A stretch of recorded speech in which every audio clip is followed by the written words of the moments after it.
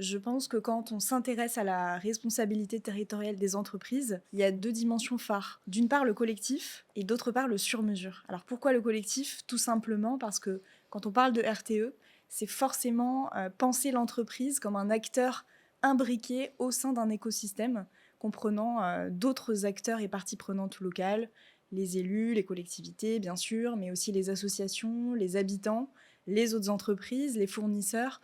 Donc tout cela forme un écosystème dans lequel s'intègre pleinement l'entreprise.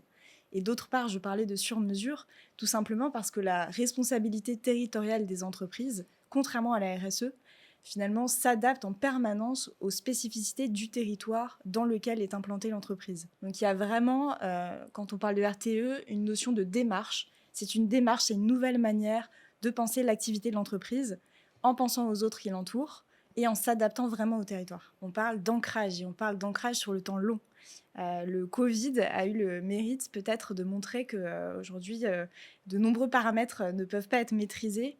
Finalement, la proximité et la connaissance des acteurs proches aident l'entreprise dans ses activités.